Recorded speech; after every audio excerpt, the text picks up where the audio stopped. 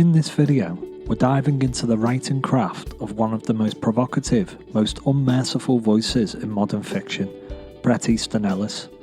Born in 1964 in Los Angeles, Ellis burst onto the scene with his debut novel Less Than Zero while still a college student, following up that success with such novels as The Rules of Attraction, American Psycho, Glamorama and Luna Park.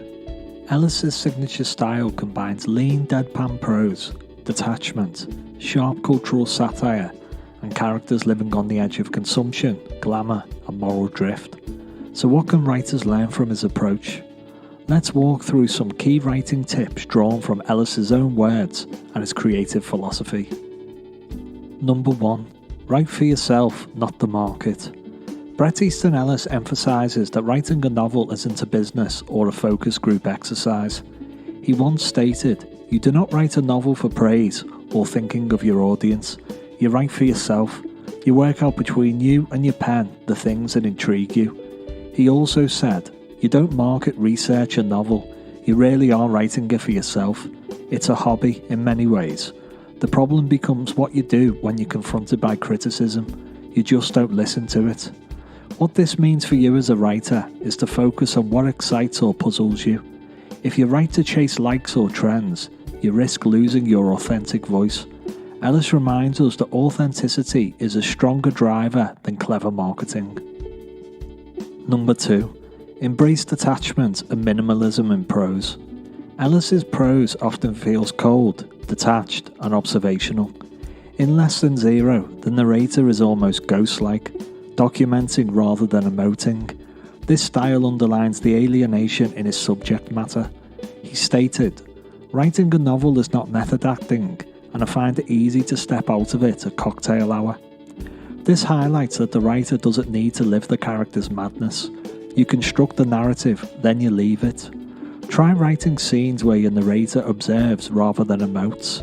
Strip down emotional adjectives. Let actions, setting and context convey feeling. Minimalism can sharpen tension and tone. Number 3. Let culture, surfaces and emptiness shape your world. One of Bret Easton Ellis's signature moves is depicting characters who live on the surface, obsessed with clothes, brands, parties and drugs, and using that surface to reveal emptiness beneath. He said, "The better you look, the more you see," and also stated, "Life is like a typographical error.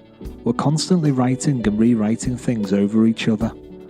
These lines show how Ellis uses image and repetition as metaphors.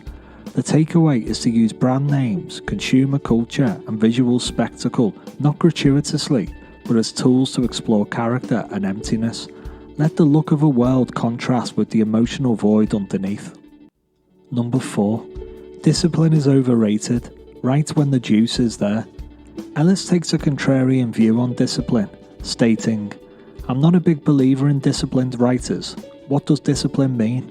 The writer who forces himself to sit down and write for 7 hours every day might be wasting those 7 hours if he's not in the mood and doesn't feel the juice.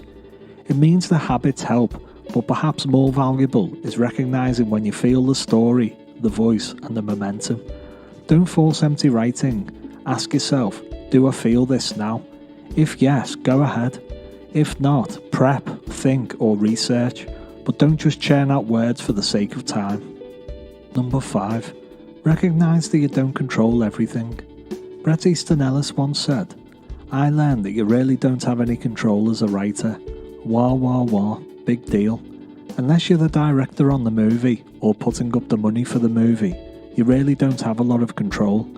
He emphasizes that once your book enters the world, editors, publishers, readers, you're partly letting go. The writer is to accept that some factors are out of their hands. Acclaim, sales, adaptations. Focus on what you can control. Clarity, voice, revision, honesty. If you obsess over outcomes, you'll end up writing for approval rather than for story. Number 6. Accept revision and rewriting as part of the process. Ellis wrote, "Writing a novel that works is an extremely difficult thing to do. It requires a level of skill and dedication that always surprises me. Remember that life is like a typographical error. We're constantly writing and rewriting things over each other. In practice, your first draft is not sacred. You will rewrite over it. Embrace that. Use the metaphor of a typographical error. You go back and fix, refine, and remove what's superfluous. Ellis's minimalism often results from ruthless editing. Number 7. Write what you don't often see. Discomfort, detachment, moral blur. Bret Easton Ellis stated, "No one is drawn to writing about being happy or feelings of joy." This isn't a call to write bleak books for the sake of it, but a reminder that dramatic tension often lies in unease, conflict, and moral complexity. For the writer, don't shy away from characters or situations that are uncomfortable, morally ambiguous, or emotionally flat. Sometimes what's not there is as important as what is. Use absence, silence, and numbness as tools. So to recap, write for yourself, not for praise. Use minimalism and detachment. Leverage surface culture to reflect inner emptiness. Don't force discipline beyond meaningful momentum. Accept limited control and focus on craft.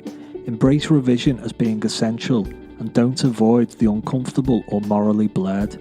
If you adopt even 2 or 3 of these impulses from Bret Easton Ellis's approach, you might find your own voice sharper, more distinct, and more authentic. You might discover stories that don't just entertain, but also disturb, linger, and provoke.